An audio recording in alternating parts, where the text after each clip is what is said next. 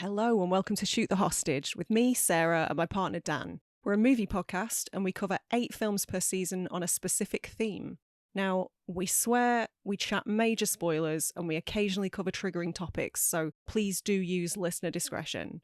If you like what we do and want to support us, consider hitting 5 stars on Spotify, or maybe subscribing or even reviewing on your platform of choice. We also have a Patreon with a free tier for lineups and updates, and 2 paid tiers with extra content and early ad-free uploads. Right, on with the show.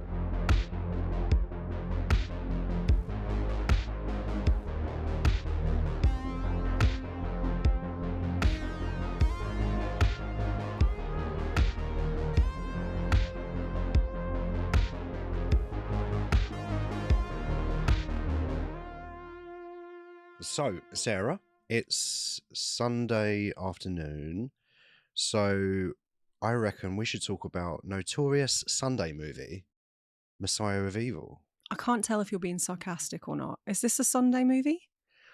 Let's assume that everything out of my mouth from this point forward is sarcasm. Okay. Are you going to talk about how much you really loved this movie then? This was an instant classic, and it had me gripped from start to finish. Messiah of Evil. It's one that you chose, Sarah, for your latest season. Of course it is. Liminal Spaces. You'd never have chosen it. I would never heard of it for start, so that would be tricky. But I could have put something else on, and that would have been good. It's funny because I think until relatively recently, I think it was reasonably obscure. I would have considered it obscure. It's become a bit of a cult classic now, but I'd never heard of it until about 18 months ago. Oh, it's pretty recent for you as well then, isn't it? It is, yeah. When is it 1974 this one came out? Yes, it was filmed in the very early 70s. I want to say like 71. But as we'll dig into, some stuff went wrong and it took a while to arrive at some sort of completed form. Yes, if you say so. Well, I think it works. But 1974 it was released.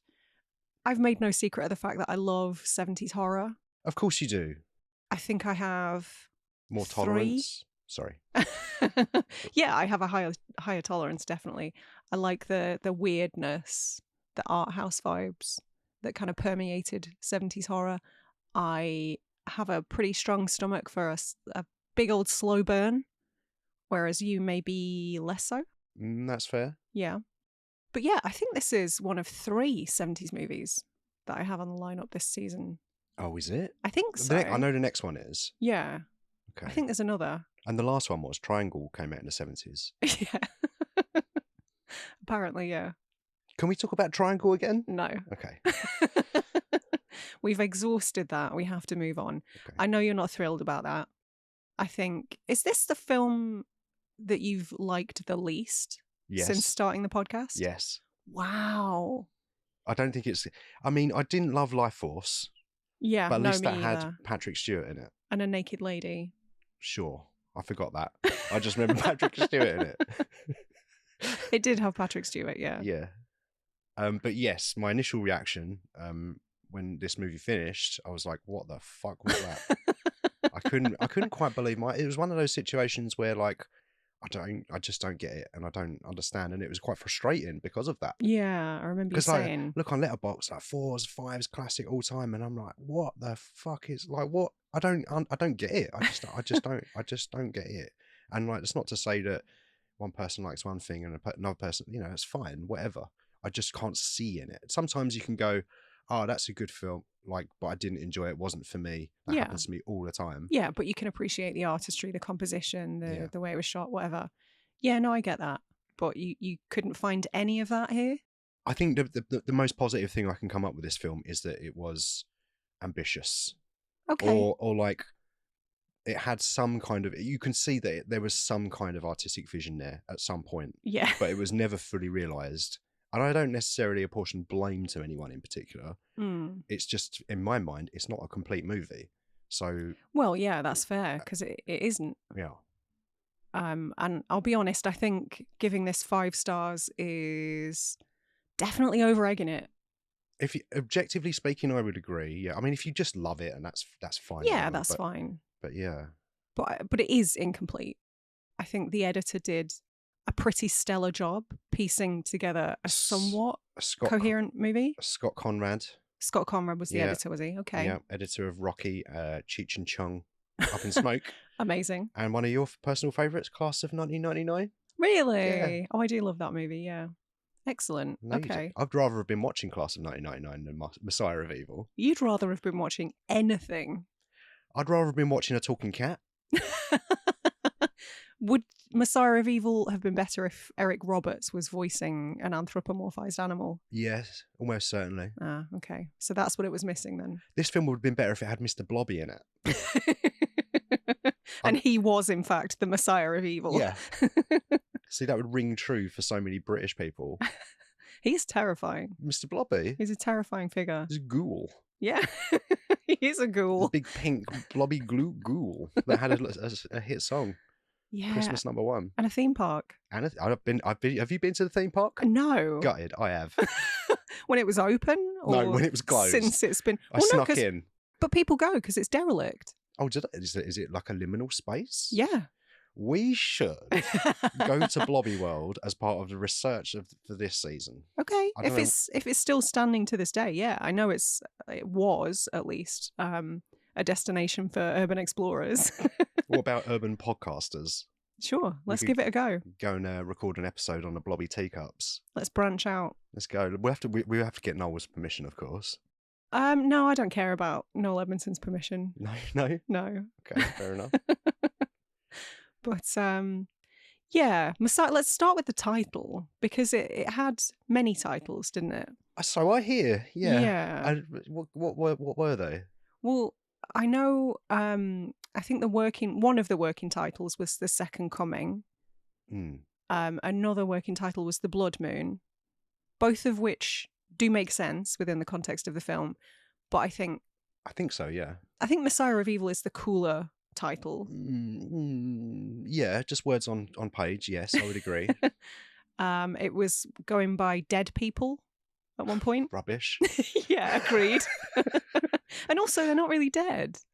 I don't know what they are. That's one of my questions. Some people are dead. Sometimes.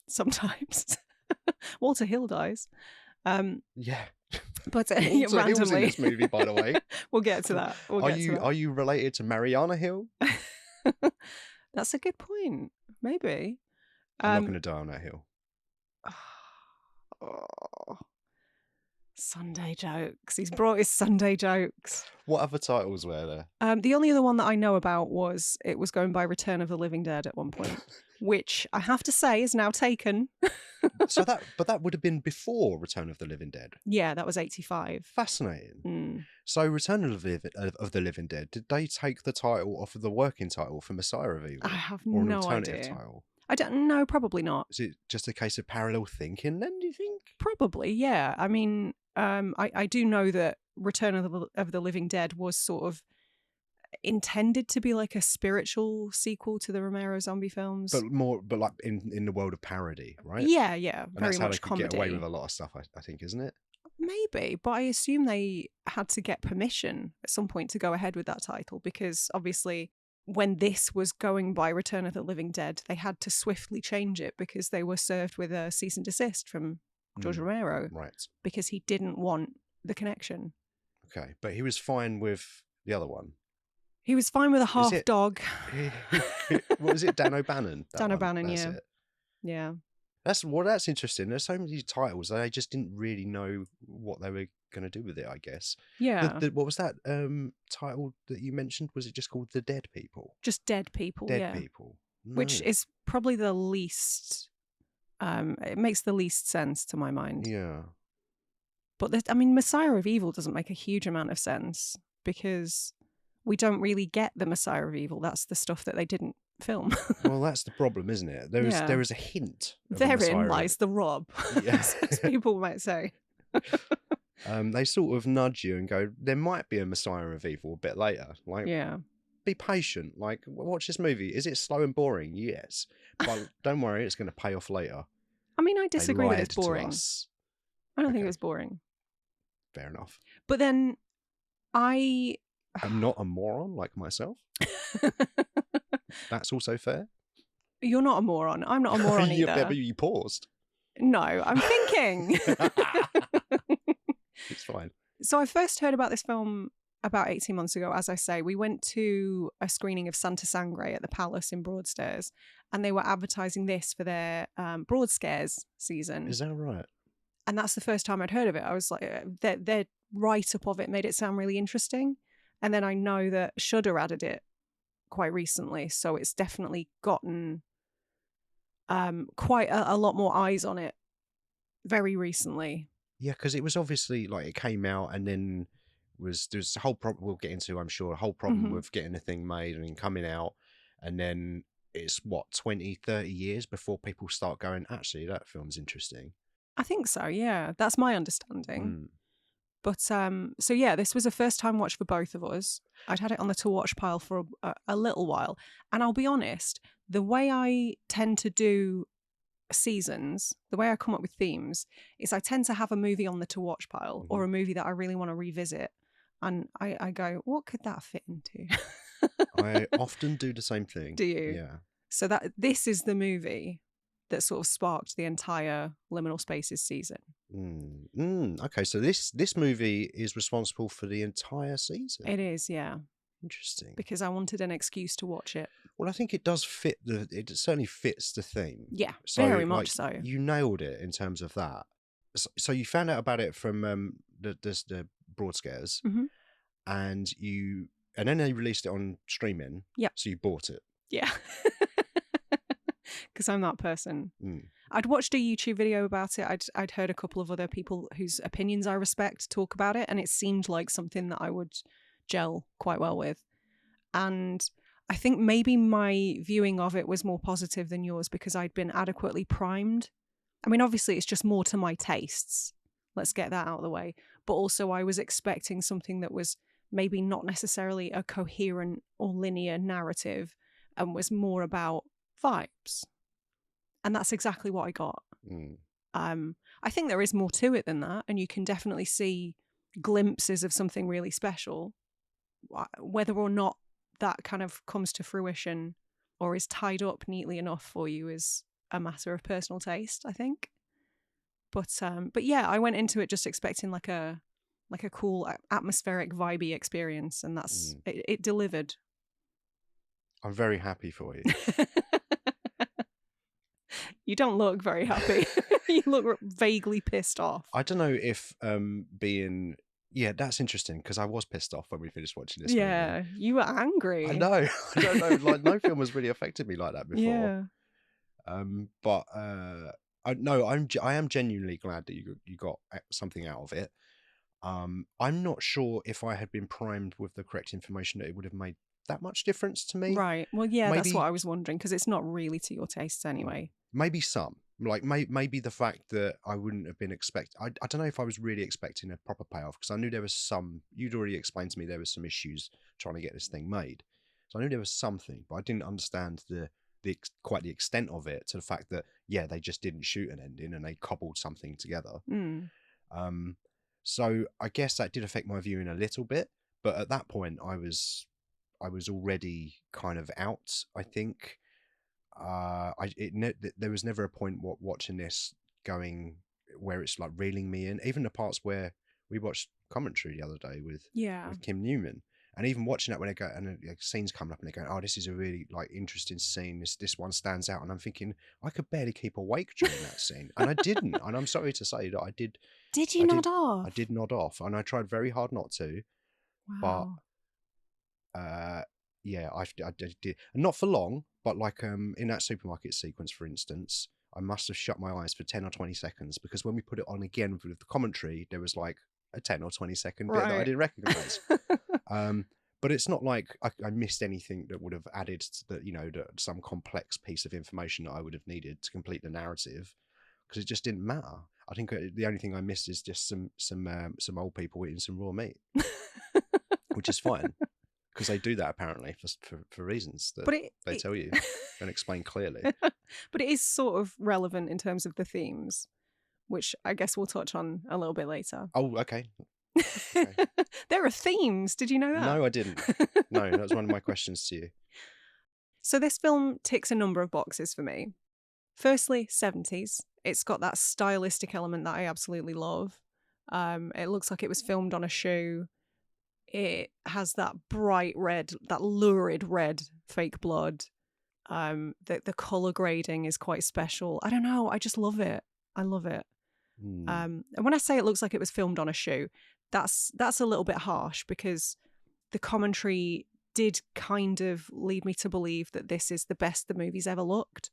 Like prior to this transfer, it's always looked a little bit VHS quality, shall we say. And actually it looks pretty good. Yeah. I think so. For a really low budget 70s movie, it looks great. It does, yeah. I think my copy of Training Day actually looked worse than this. Right. Which is a notoriously bad transfer of the movie. Oh, is it? Yeah. Oh, I didn't know that. Which is curious because you bring that up like weekly. I mean, I love the movie. We've never watched it together, but you mention Training Day so often. Great movie. That's one I would rather have been watching than Messiah of Evil. You'd rather have been watching anything, surely. Yeah. The previously mentioned Noel's House Party. Yeah. Could have watched that instead. That would fit. Deal or No Deal. Anything with Noel Edmonds, basically. I mean, let's not go crazy. I never finished his TikTok videos where he's lifting weights and telling everyone about how buff and hench he is, but you're joking. He's still Noel Edmonds. You're joking. Why do they all do this? I don't know. Is there some like PR company that instructs all like aging former celebrities, male celebrities in the UK? Yeah. Noel Edmonds. For like disgraced celebrities. Yeah. Like get on there and do quirky shit and lift some weights and tell people that you know what you're doing.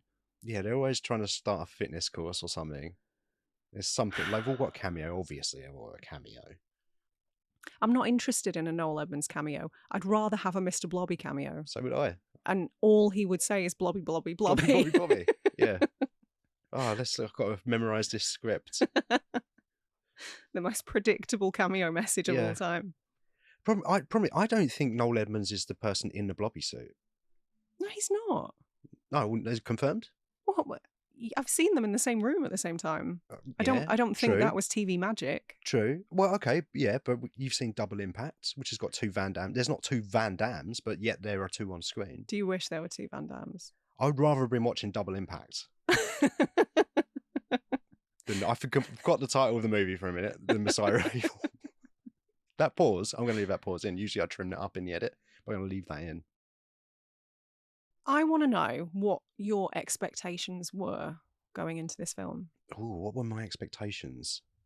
Because I'd primed you a little bit. Yeah. But not thoroughly. I don't know if I really had any expectations. Okay. But what kind of movie does the name Messiah of Evil kind of conjure to you? I mean, okay. Yeah, I was expecting a horror movie. You don't think this was a horror movie? I'm not saying it wasn't a horror movie. You asked me what I was expecting. Fair enough. Yeah, that's on me. I guess a horror movie with a kind of a cool name.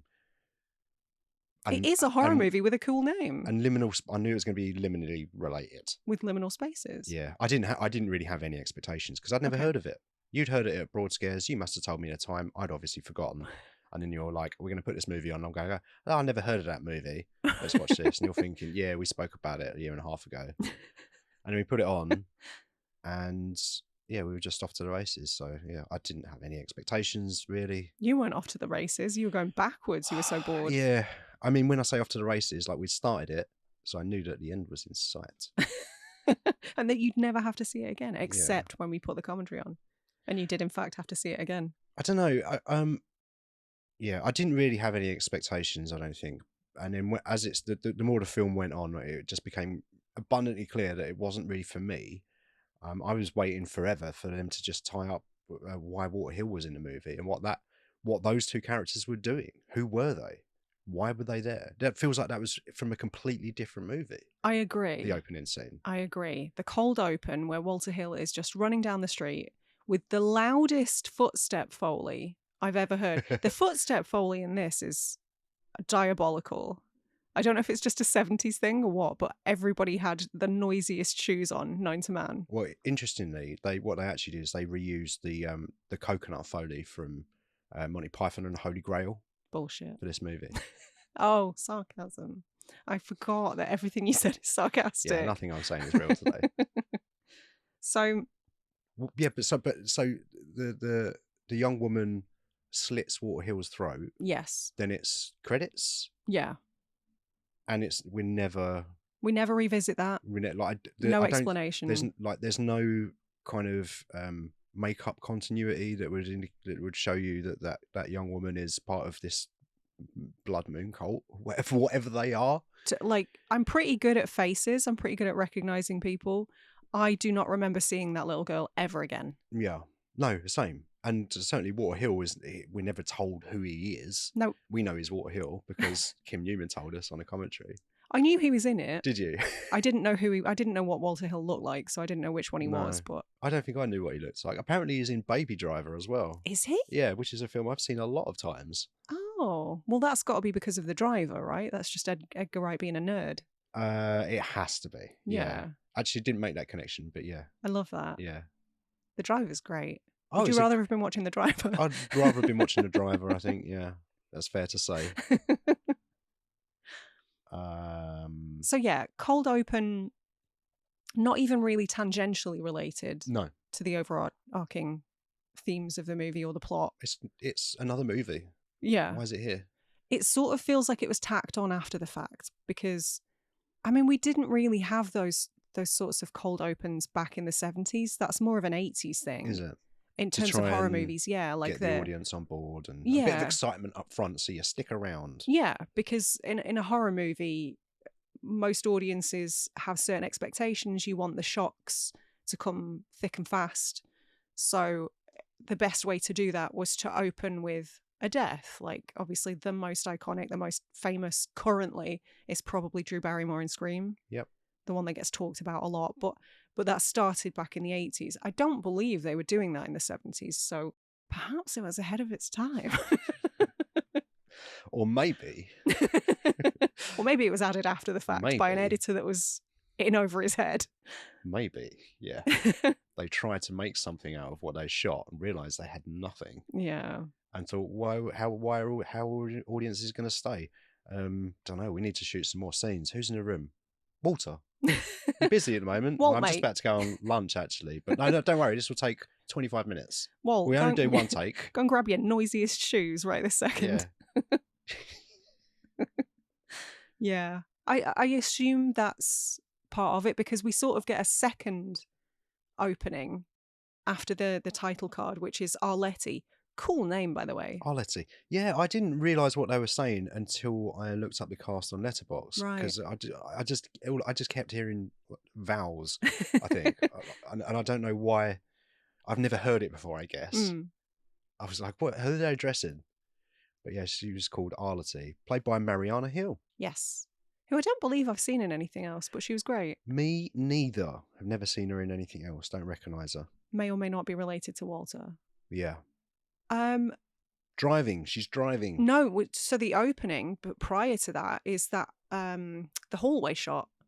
Oh, yeah. Which we later come to realise is the facility. So it's just a really long, straight corridor, kind of white in the distance. And then she's slowly walking towards us with the narration that permeates the entire film, which I don't love, especially given that it becomes a dual narration at one point with her dad. Obviously, if you're a long-time listener of this podcast, you know my feelings on things like that. I tend to feel like it's, I don't want to say lazy, but unconfident. It can be. It can be lazy, yeah, but it feels like the filmmakers didn't have enough confidence in their ability to show, so they felt like they had to add an element where they tell. Yeah. And that, to me, it's so seldom done well. I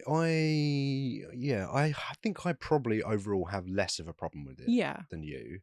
But I 100% agree. Sometimes it's lazy. Sometimes it's like we haven't shot the right stuff, or like it's confusing and we add a voiceover on, which I'm guessing was the case here. Maybe let's get Mariana back and put her in a booth because no one knows what this fucking movie is. But I would argue that the voiceover didn't help me at all. It did nothing for me. Okay.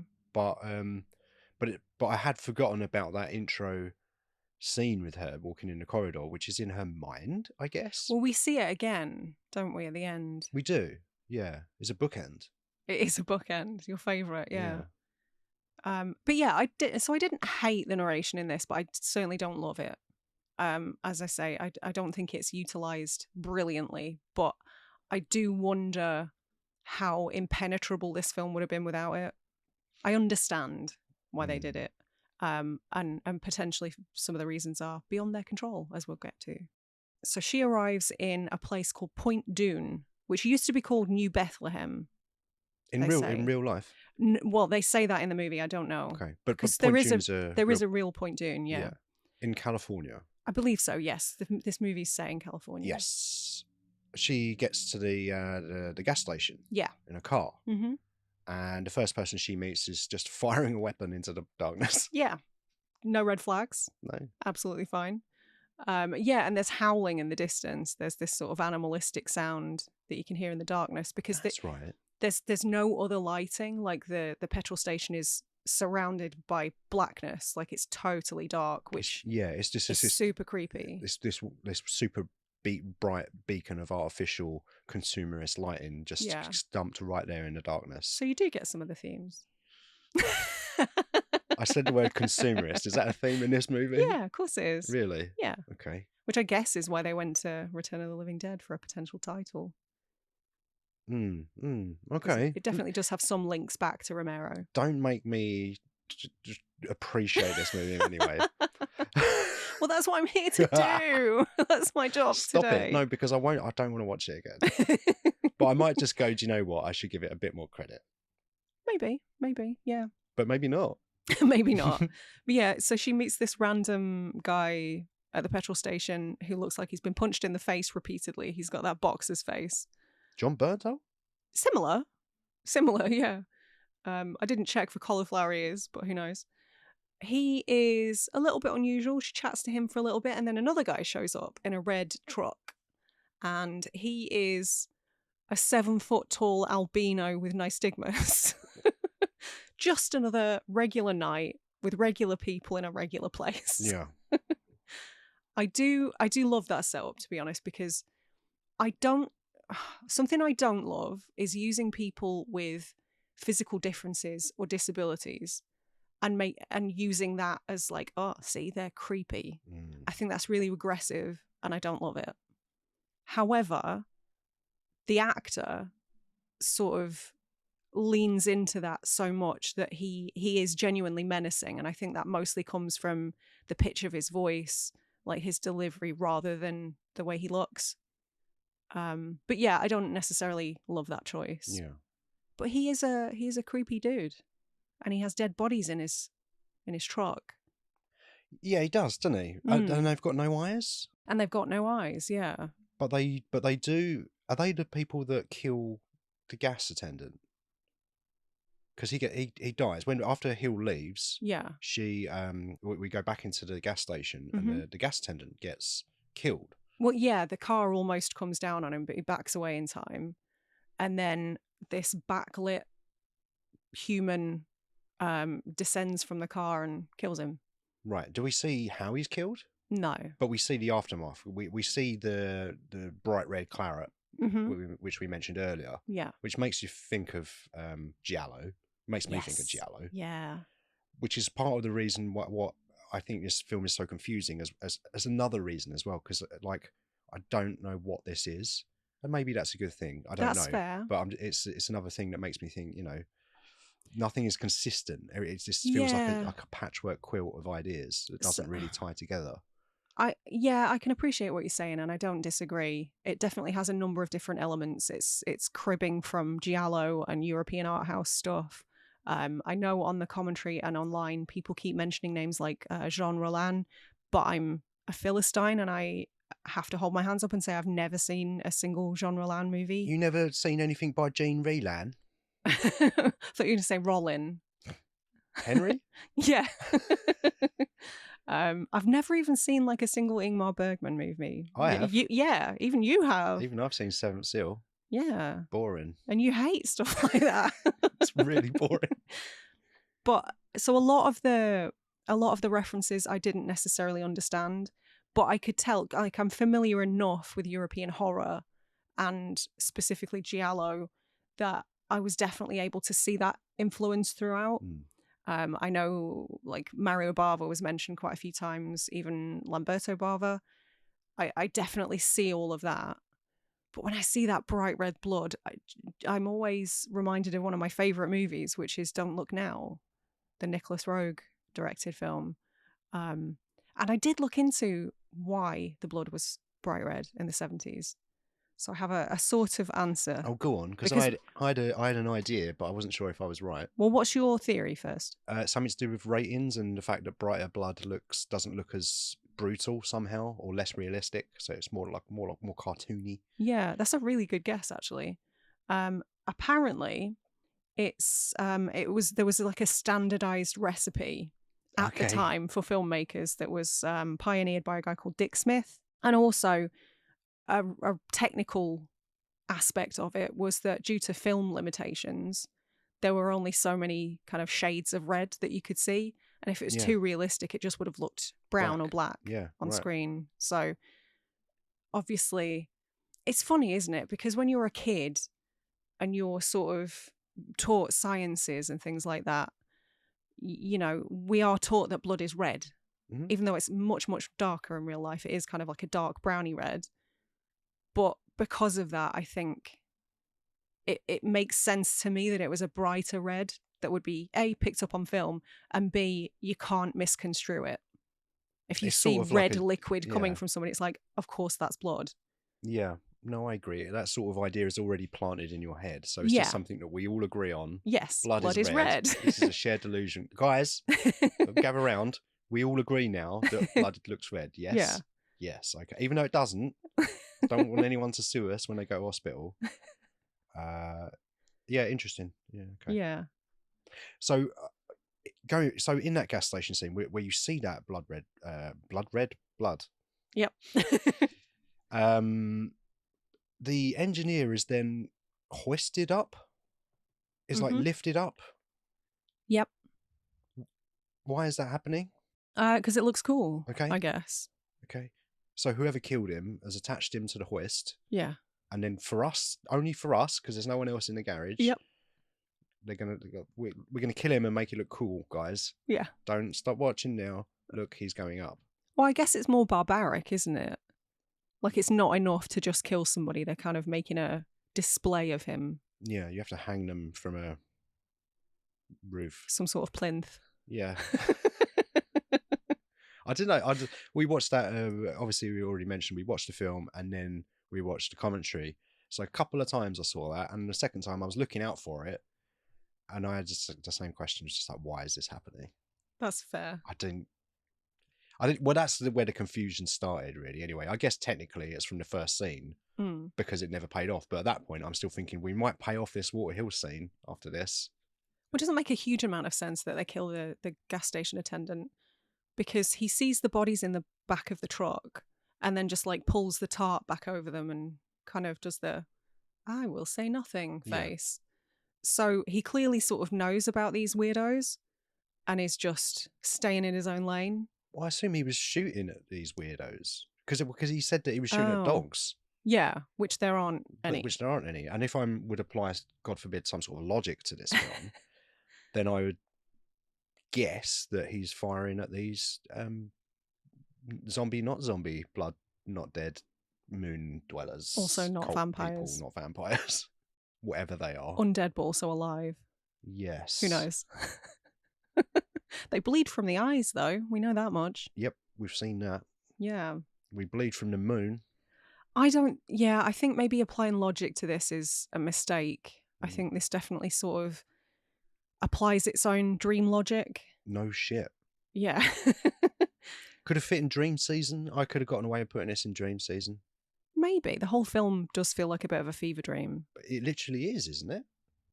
Unclear. You could definitely interpret it that way, that she's just crazy.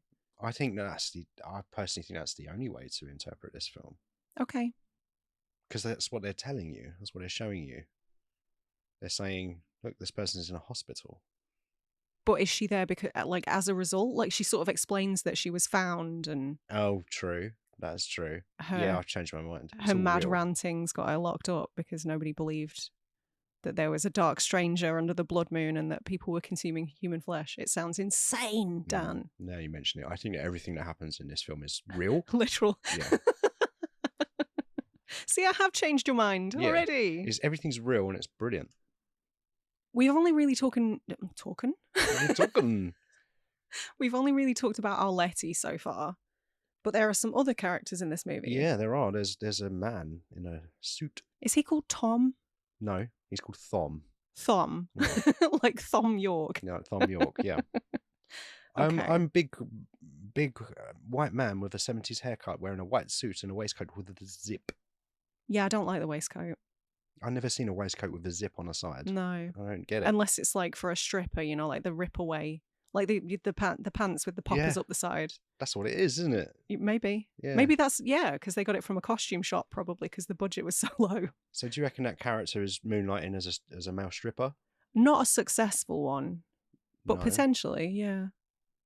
I think his haircut makes him potentially the least sexy man alive, so I certainly wouldn't go and see him do his thing. No, but in the 70s you might have. Maybe. Michael Greer might have been a poster boy. In the 70s. Maybe. He was 23 years old when he made this film. No, he wasn't. Do you know what? When you first said that, there was an element of like, oh, wow. It was the 70s. Well, exactly. Yeah. Everybody did look a little bit older back then. Yeah. Do you remember, like, you look at old movies and someone that's 43? Yeah. Like, back then you think, they're like 78 or whatever. Well, there's like... But now we're older than them. Yeah, there's these posts that go around all the time that go viral, and it's like comparing Betty White in The Golden Girls to Jennifer Aniston now. Yeah. And they're the same age, and it's just like, holy fuck. Holy shitballs, yeah. People just have better hair now. And plastic surgeons. Yeah, and filters. And filters, yeah. Filters is a big one. Skincare's come a long way. Yeah. Yeah, moisturising has come on leaps and bounds since the days of Messiah of Evil. Yeah, and we are definitely instructed way more to stay out of the sun. Yeah, we are. You're right. There's lots of adverts that explain to you, don't go in the sun. And this is us also passing the information on to the listener. You should definitely use sunblock. Yeah, listen to Baz Luhrmann and get your sunscreen. Baz Luhrmann? That song from 1997. Deep cuts. Oh, I was thinking about Austin Powers as well, actually. My references are so current. Everybody wear a sunscreen. Yeah. Something God, like that. That was annoying, wasn't it? Yeah. It was everywhere at one point. Baz Luhrmann. Yeah. What a lunatic. I love him. Who does that? I don't know. It's just random. No one ever talks about that as well. No, I know. We just let it slide. Was that just only here in the UK, or was that a probably worldwide hit? I feel like the UK is a weird enough place that we were the only ones to embrace it. Yeah, we had that, and we had the Blobby #1. Yeah, in the same decade. The 90s were a weird time, I'm telling you. Come to England, where music began, and we curate nothing but good popular music for other people to listen to. Mr Blobby. But also we have Robbie Williams, so don't listen to us.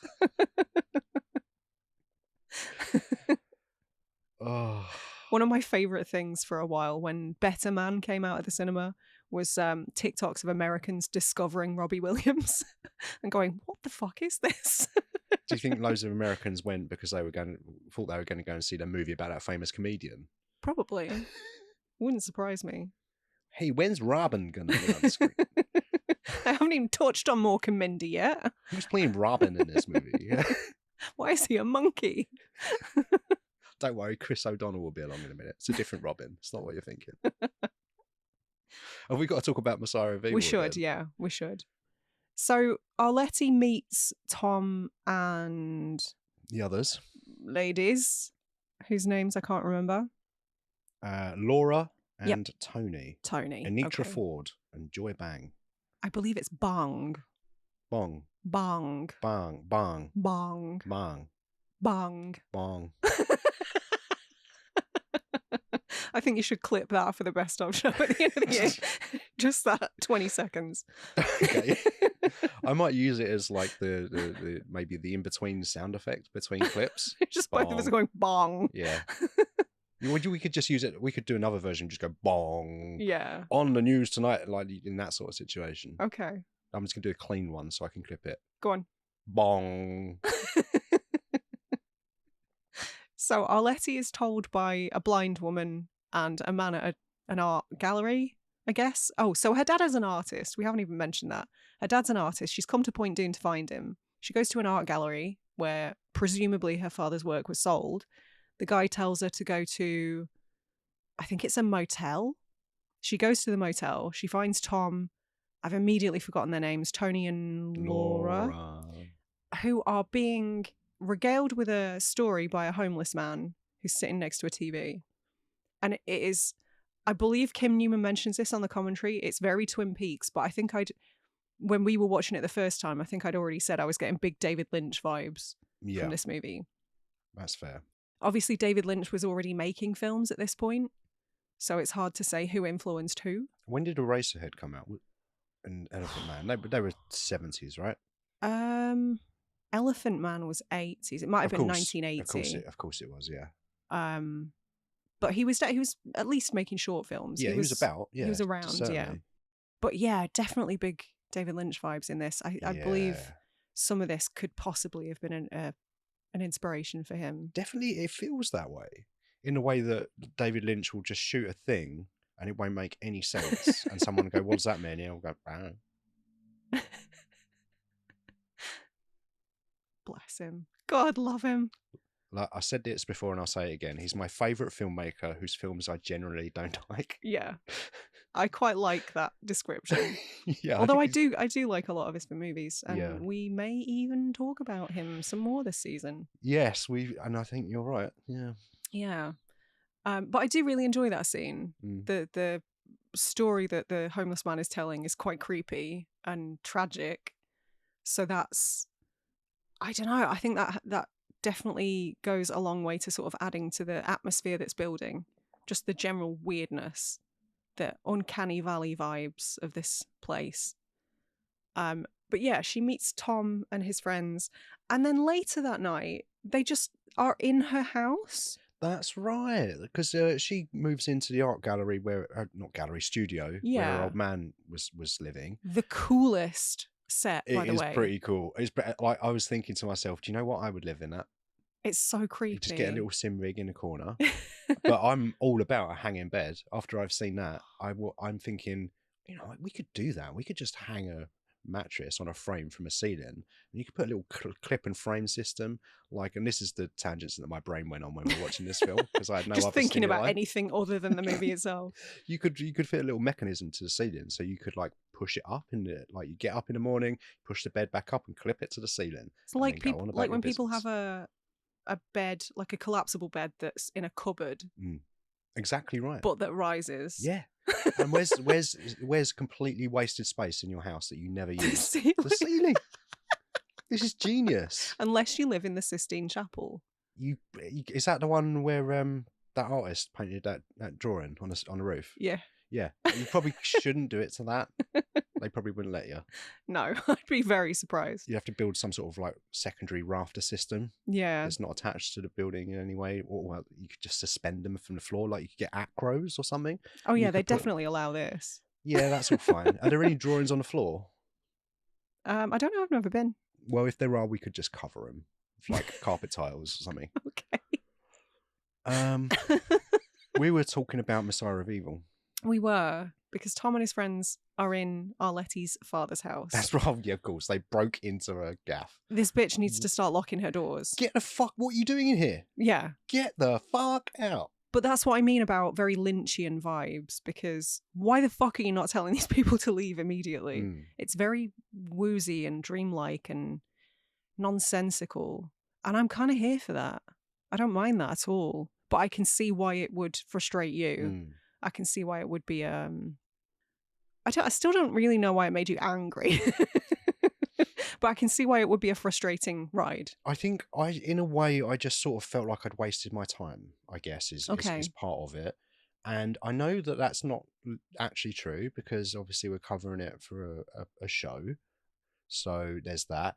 It's also a point, like an interesting film. And you said after the film finished, it's a new point of reference. Positive. That's how I view every film. Yeah, great. But I guess I don't know, but for some reason it just really annoyed me. I think part of that is that because nothing was kind of tied up, I felt kind of insulted, I guess, in a way. I can understand. I don't know why I took it quite so personally, but I did. This was a personal attack on you, Dan. And I'm not. It's not like I'm not annoyed with you because you pick whatever you want. I feel more sort of just annoyed at the fact that someone released this and they expect me to watch it. Like what? Well, Willard Huyck released this and expected you to watch it. Yeah. Well, maybe not you specifically. We haven't even mentioned Willard Huyck and Gloria Katz. Co-directors. Yes. Written by Willard. Huyck. I'm just going to say Willard. So much fun to say. Huyck. Okay. Except I kept reading it as Huyck. Yeah, I would say Huyck. Yeah, I guess I'm right. There's another soundbite for you. Yeah. Brilliant directing here. Better in Howard the Duck. Oh, well. I would say. Agree to disagree. Listen, I'm sure if there was a budget there and we'd have a cohesive movie, then it'd be a slightly different story for me. But yeah, it is interesting that this is the same people that made Howard the Duck, and I can sort of see it. I mean, there's particularly the last act of Howard the Duck, which is a movie that I defend. Fair enough. That's a terrible movie that nobody likes, that I like and I think is underrated. No, it has its defenders. Fair I enough. see people talking about it online. Is it weird? Yeah. Is it strange? Yeah. Are there duck boobs in it? Yeah. But it's interesting, and the last act is, if you're a child, quite scary, I think, and sort of who's the bloke with the tentacles? Writes about bloke with the tentacles. Yeah, he writes about the tentacles and the monsters. Oh, H.P. Lovecraft. That's it. You mentioned him earlier, yeah.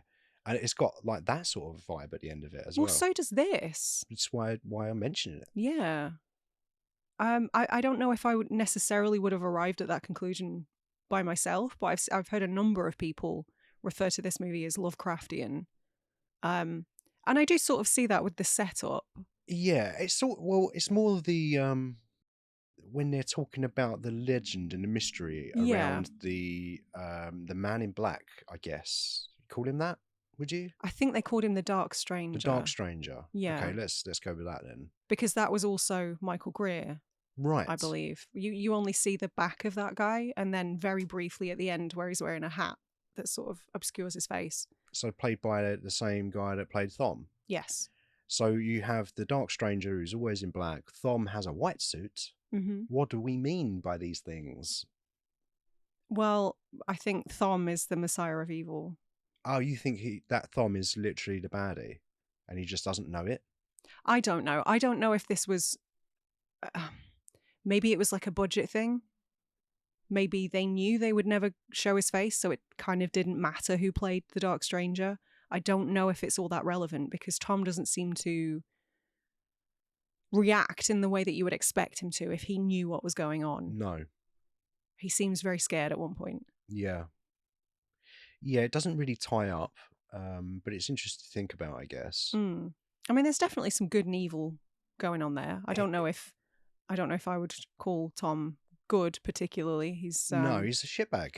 He's kind of breaks into a woman's house. He does, yeah. He's dating somebody who's inappropriately young for him. Yeah. He is quite lecherous with our Letty. Yeah. A little bit forward, a little bit presumptuous. I don't care for it. And he's very long, and I don't like his hair. He's quite long, yeah. Yeah. But apparently he did, in an interview, explain at some point that before he was making Messiah of Evil, said, in my next movie, I'm going to be playing Son of Devil. Oh, okay. So, yeah, obviously, which he did, I guess. Is that what we're led to believe? The Dark Stranger is the son of the Devil? Yeah. I mean, the fact that the place used to be called New Bethlehem and obviously Bethlehem is where, if you believe the Bible, is where Jesus was born, it would make sense to me. There's some huge overarching kind of religious vibes, which is another reason that I love this movie. You know me, anything to do with religious horror, I'm all over that.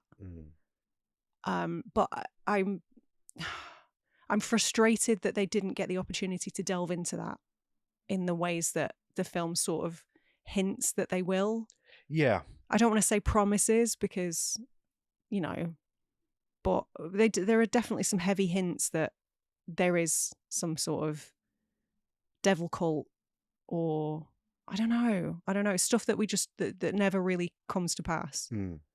So I understand why it's a frustrating watch from that perspective, definitely. I think that definitely adds to it, because it's almost like there are certain points in this film, very few, I'll admit, where I might go, oh, we might do something here. Like that, for example, like we do the flashback with the Dark Stranger. Oh, this was 100 years ago. There's some sort of cult formed around it.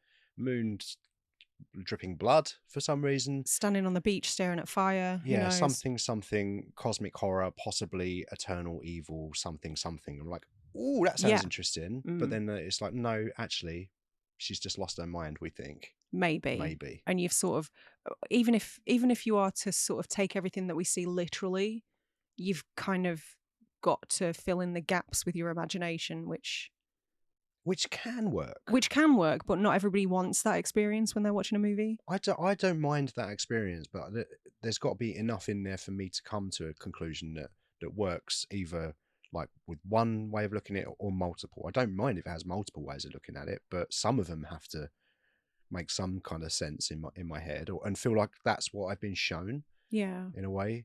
But definitely that added to the frustration where we're hinting at this stuff that I find fascinating. And I think this is the sort of thing that will come up again in a certain episode. It's a certain film I was thinking of that I would compare this to, but I'm not going to because it's already in the lineup. Okay. But it's when we get to that episode, hopefully I remember and I can link back to this show. I'll try and remind you. Okay. Do you know which one I'm talking about? No, not off the top of my head. Okay. But I think that film did it way better, and it just way more entertaining way. Whereas this one, it's like, we're going to tease you with this. Oh, no, I do know. Sorry. You do know. Yeah. Yeah. We're going to tease you with it.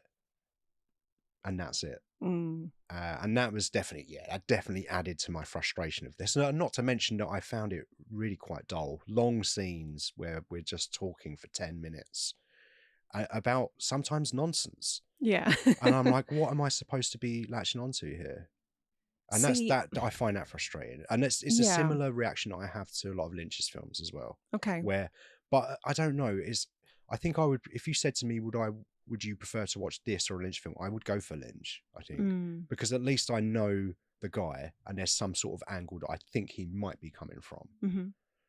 These directors, I don't know anything about them other than they've made Howard the Duck, which doesn't make any fucking sense. It does not compute. And then they went off and I think they work on with George Lucas on Indiana Jones movies and such. Mm-hmm. So it's like, this is a real outlier in their filmography. I do wonder if they maybe never returned to horror because this was a negative experience for them. Quite possibly. Or maybe they just made all the money with the Lucas company. Yeah, maybe. Which I hope is true. So you didn't like the dialogue, you didn't like the lengthy stretches where things weren't necessarily propelling forward. Do you think there are any standout scenes or set pieces in this movie? Because there are a couple that people always point to, but I'm curious to see if anything stood out to you.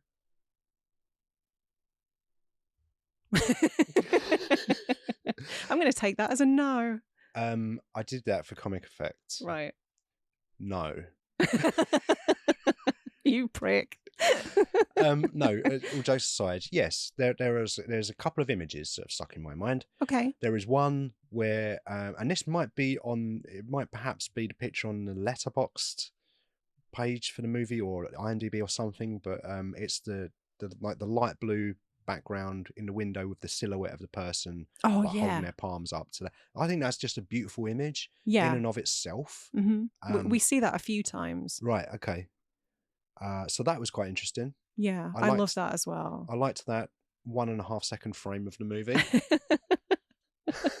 So you liked some of it. Like some of the stuff they did with the color and just framing was really nice. Like I can't deny that. Like just as if you have it on mute and you just watch it, yeah, it's aesthetically pleasing in some places. In a lot of places, I think it's very aesthetically pleasing. Yeah, in a lot of places, and that's not enough for me to enjoy a film.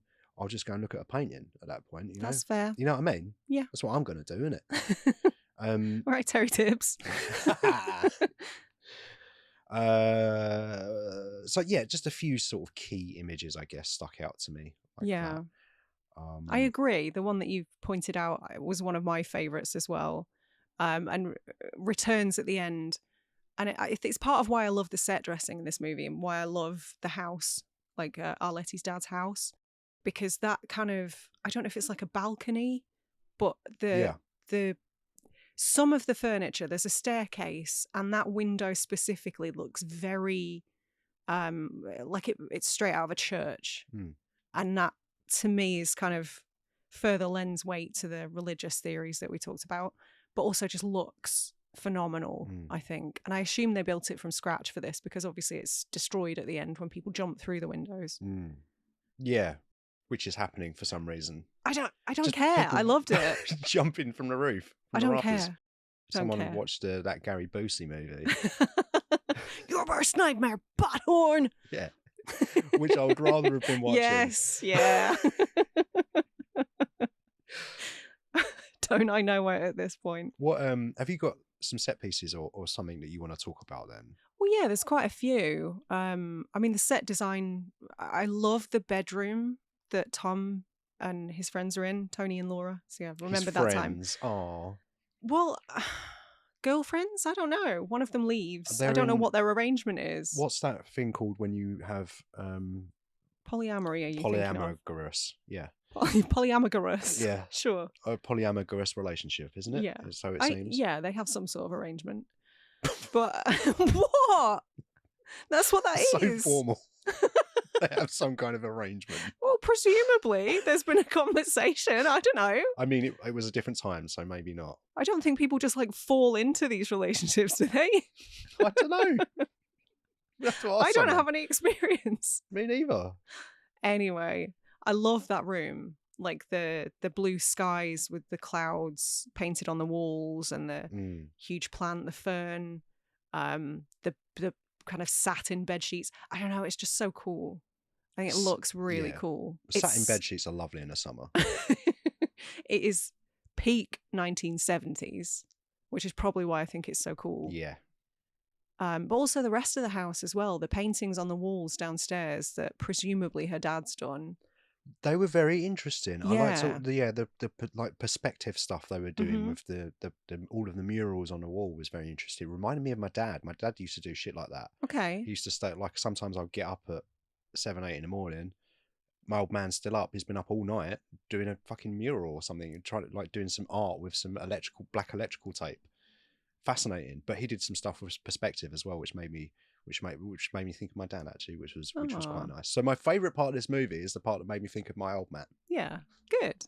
That's nice. But it wasn't intentional on the filmmaker's part, I don't think. Oh yeah, they were like 10 years, 11 years before you were born. They were like, we'll make this movie because there's this guy who's gonna have this dad who's gonna do this thing, and we just want to give him that experience. That was all pre-planned for you. That's probably how it went. Yeah. I imagine.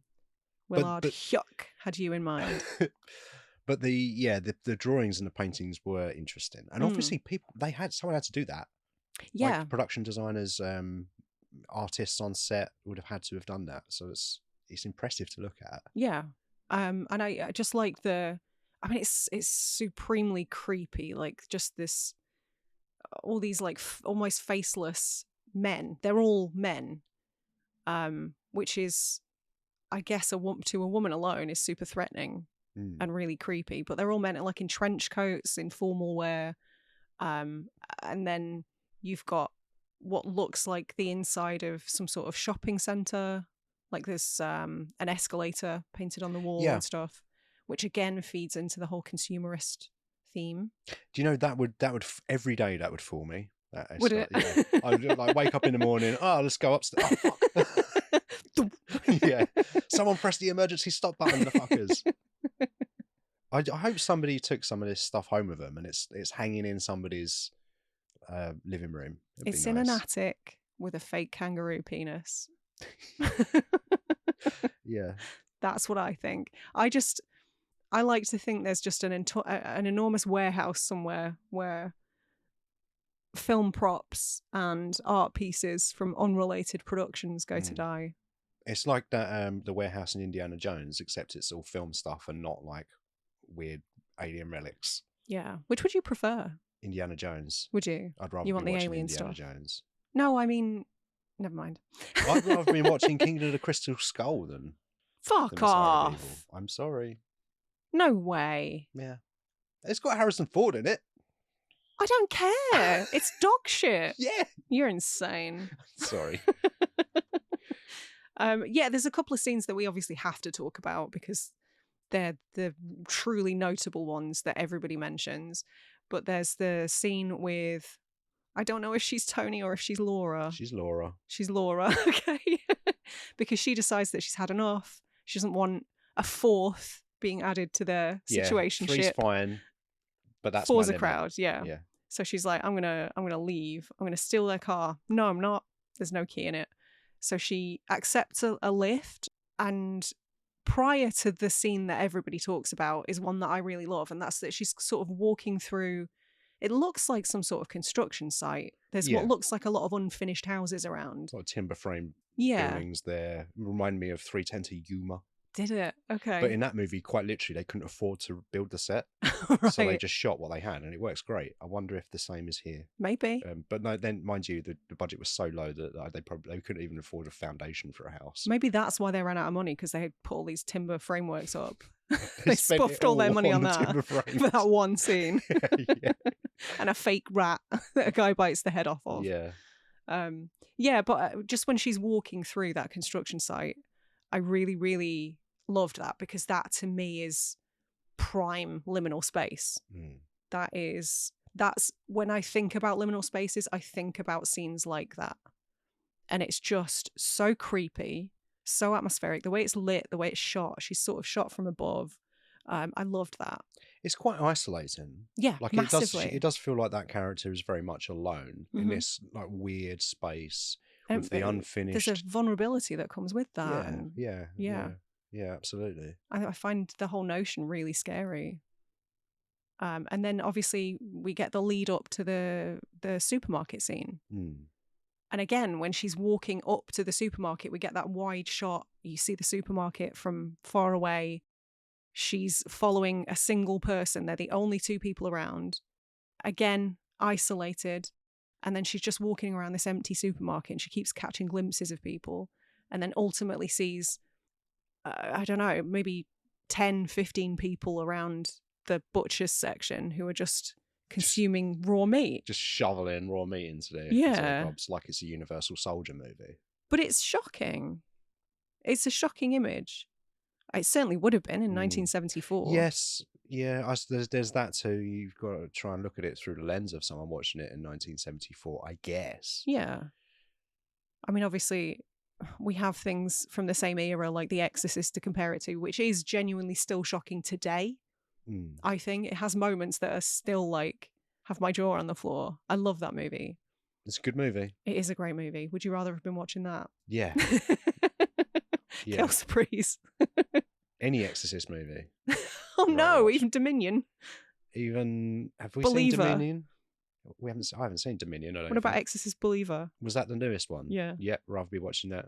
Fuck off. Yeah. Wow. Sorry. God, we're very different, aren't we? Yes. But yeah, I think that's a great scene. I think it's wonderful. Yeah. And then we get the really loud shoe foley again as she's running through. Oh, do you get the shoe foley again? Yeah. I wonder what it was about the shoe foley. I don't know. It's the only sound effect they could afford, so they fucking used it throughout. And then, of course, the other one is the cinema. Of course, I'd completely forgotten about the cinema, actually. Had you? Yeah. See, to me, that's like the standout. It probably is. Yeah, and obviously because is, because we're film people and stuff, there's the scene that you would think I would remember. Yeah. But didn't. Well, It does go on for a long time. it does, but to me, it's quite purposeful pacing. I think the editor actually did a really good job there because it does escalate quite steadily, I think, as people pile in and sit behind her and she hasn't noticed. And it is really menacing. It's framed very nicely, and then the people are coming and more people are joining behind her and she doesn't have any idea. Yeah, I mean, it works on that level. I get that. It looks nice. Do you know what, though? What? Could never be us. That's why we always sit at the back. Yeah. Yeah, it would be fine. Nobody's sneaking in behind us unnoticed. No. But I guess we've just got to be quite agile in that. But they're not particularly quick, are they? They're not, no, but she's locked in there. There's no escape. True. She is locked in. So what do you do? Is the screen made out of paper or something? Can I you don't go know. through that? I don't know. Climb in a projection booth? How do you get to that? I don't know. Climb the curtains? Presumably they've thought of all this and she's well and truly trapped. I'm allowing for a lot.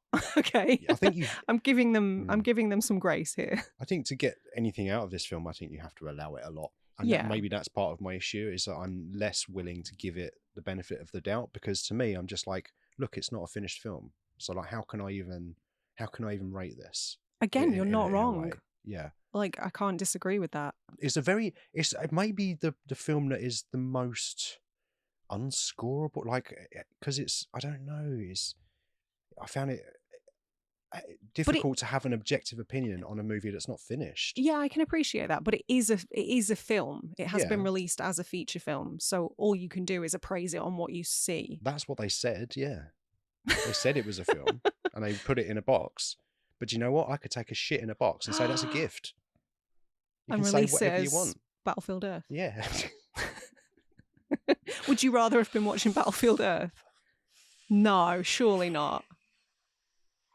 If can I torrent it, or do I have to? No, you have to buy another copy.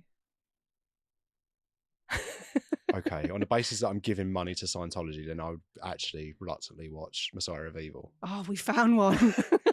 But if I can torrent Battlefield Earth, or someone else has it and I can borrow it, we did have it. We did. We do not anymore. We do not anymore. Something happened to that. After our Battlefield Earth show. Another scene that I never hear anybody talk about, but that I kind of got something out of, was when she realizes there's something in her mouth and she opens her mouth. Arletty, when I'm saying she, I mean Arletty. Yeah. Main chick. Female MC. And she's got a spider in her mouth. And then she starts throwing up and she literally pukes up a salamander, some sort of newt. It was disgusting. Oh, yeah. What the fuck was that about? I don't know. Because I guess at that point, she's like losing physical sensation as well, because Tom comes back and she's stabbing herself with the needle and crying. Yeah, she can't feel anything. A little prick. She can't feel a little prick or a big prick. But I guess she's sort of dead, but not dead. The suggestion there is that she's become something else. I think the suggestion is she's becoming whatever these other people are that bleed from the eyeballs. Yeah. Undetermined ghouls. Yeah. Not Mr. Blobbies. They're not Mr. Blobby. It would be much better if they were a collection of Mr. Blobbies. Imagine if I was any good at editing or liked AI, I would definitely put together a clip, but replace all of the people with the bloody eyes chasing them as Mr. Blobbies. Yeah. And I think but put like really menacing, like blobby, blobby, blobby. Like, blobby, blobby, blobby. You'd have to change the soundtrack as well. It's a blobby, blobby, blobby. I think there's something there. Blobby, oh Mr. Blobby. Messiah of Blobby. Now that's a movie. That's a movie I would watch. And we could make it as well, and there'll be no rights issues because it's parody law. Yeah. We're parodying Mr. Blobby and Messiah of Evil. There you go. What's our elevator pitch? Imagine combining Messiah of Evil, Mr. Blobby. And if it's an American, they'll go, who the fuck's Mr. Blobby? Yeah, I haven't heard of either. And then you'd show them a picture and I'd go, my God, that's the most terrifying thing I've ever seen. Let's make it. It is £200 million. Yeah. but we've got to get Noel Edmonds in the suit. And he's strong enough, so he can hold up the rubber suit now. He's been training all these years. Like with Razar Ghul. I think that's where he lived in the mountains and he started TikTok. I love it. I would fund that if I was a millionaire. Yeah, so would I. I'd do weird fucking shit if I was a millionaire. Yeah, not illegal. You do weird shit now. But I just mean, like, I don't know. Yeah, but at some point, I can't remember who it is that says it. It might be like the flashback scene where Michael Greer from the reverse, as the Dark Stranger, is sitting with random cowboy round a campfire. Oh, yeah. We get that little story. And they mention the Donner Party. Yeah, right. So, again, it sort of feels like more links that weren't fully soldered, I suppose. Like there's stuff there leading to cannibalism, which, you know, makes sense in the context of the movie, but they didn't fully like sew those threads together. Yeah, they in a mentioned satisfying way. Yeah, and it's another one of those where, okay, I'm going to have to connect a few dots here myself in order to apply some sort of logic to it. Mm-hmm. See, when they mentioned the Donner Party, I just assumed they were talking about the rap party for Superman. I'd never heard of the Donner Party. Genuinely, I'd never heard of it. Okay. But something I'll look up, I guess. I think the first time I heard about the Donner Party is when they are talking about it in the car at the beginning of The Shining.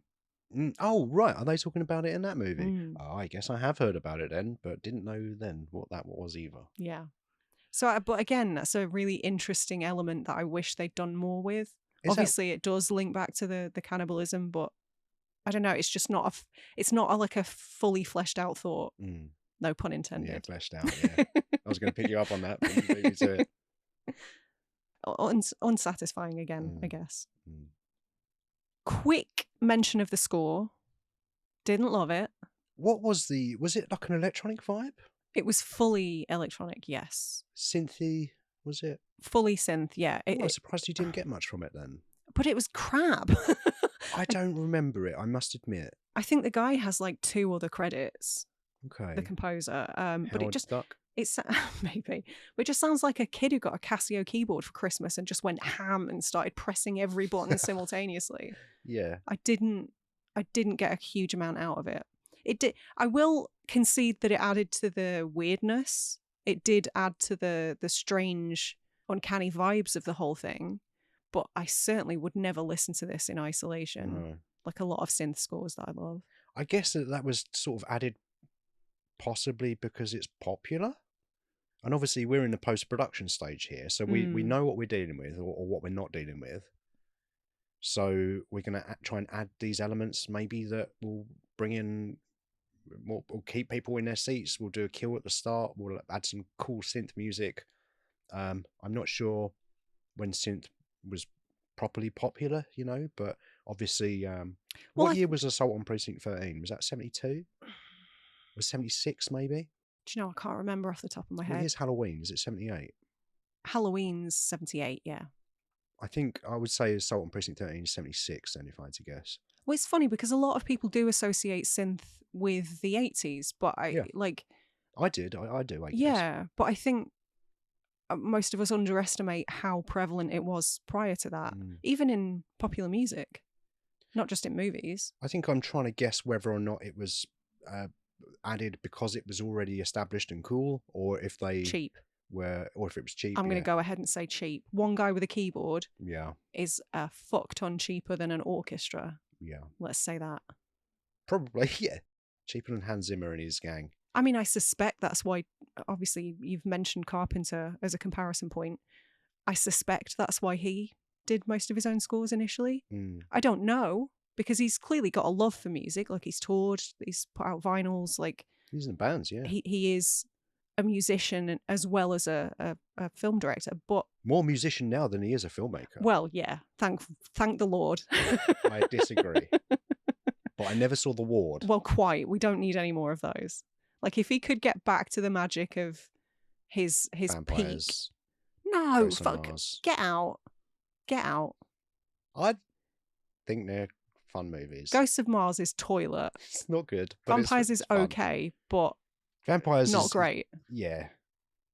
We'll talk about it one day. Yeah, I'm sure we will. We will. But yeah, I get the impression that it was probably born out of necessity in the early days for him. And probably the same here. Like you say, it's cheap. Yeah. So let's do that. Yeah, I definitely think it was a case of keeping costs down because as we've hinted at earlier, they did run out of money. They couldn't secure more funding, and so the film was quite literally unfinished. For how long? Well, like I say, they filmed in 1971. It sat on a shelf because nobody wanted to fund the end of the movie. A different company acquired the footage. French company, I heard. Was it French? Okay. They acquired the footage, at which point they hired an editor and said, make sense of this. And he went, I'll try. And he did his best. God love him. I think he did a sterling job. Again, I don't know. I don't know. It's impossible to say, isn't it? We don't know how the movie would have turned out. Maybe this is the best it would have ever been. Who knows? Yeah. I think the directing is pretty great. I think the composition of the shots, the set pieces, the set design, I think it looks incredible for the period and the budget, certainly. But maybe if we'd got the film that was intended, it would be worse. Who knows? That's a fair comment, yeah. It's not guaranteed that it's going to be any better. No. It might make sense, but it might be way worse. Yeah, exactly. Which is hard to imagine. Well, I think that's probably a good time to start wrapping up then, because I'm never going to be able to talk you into enjoying this film. Enjoying, no. Certainly not. And I'm never going to watch this again. That's fair. I'm not interested to see it. Okay. Ever again. Okay. But I think there is more to it than people necessarily might give it credit for. I think the themes of obviously cannibalism are hinting at other things to do with authoritarianism, cannibalism, consumerism, like, politics even. I mean, there was this sort of, I don't know, the notion of Tom and Laura and Tony. Who are they? Who the fuck are they? What do they do for a living? They just seem to be drifters. And it would make sense for the time period that they were just sort of leftovers of the free love 60s.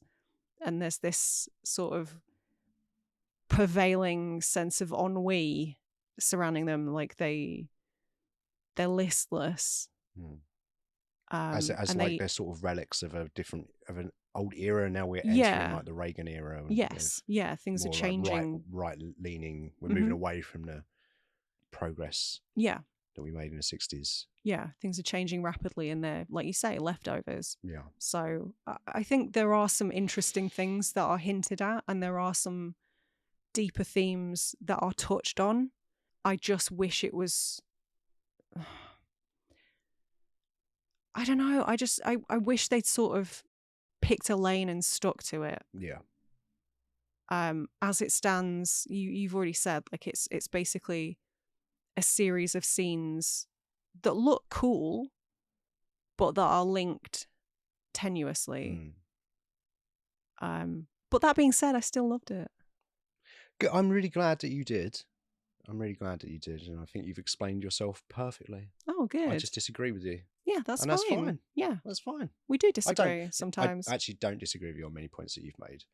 It's just that I can't sit in this lengthy conversations for 10 minutes without much narrative, very much Lynchian vibe. Actually, Twin Peaks, interestingly, was it Twin Peaks? I think it was Twin Peaks where they shot the pilot, and then that was bought by a Frenchman, I think. Was it? French company, yeah. So the French are way more aligned with this. Yeah, bizarre. I'm not surprised by that. Okay. But it's not for you. No. I feel like I said up front that I didn't think it would be. And that's before I'd even seen it. So I'm unsurprised that you didn't get more out of it. Yeah. But I enjoyed talking about it with you. Yeah. I'm very glad that we don't have to think about this movie again. Great. Maybe briefly in a wrap show. Okay. That's it. That's a wrap on Messiah of Evil. That's it. We're done with this one. So, episode 3 of Liminal Spaces. Yes. Next week, Sarah. Mm-hmm. You've chosen another Australian movie, haven't you? Another Australian movie. And it's also another movie from the mid-70s. Another 70s movie. It's our first Peter Weir movie. I have chosen Picnic at Hanging Rock. Nice. Okay, first time watch for me. I predict you won't get much out of that either.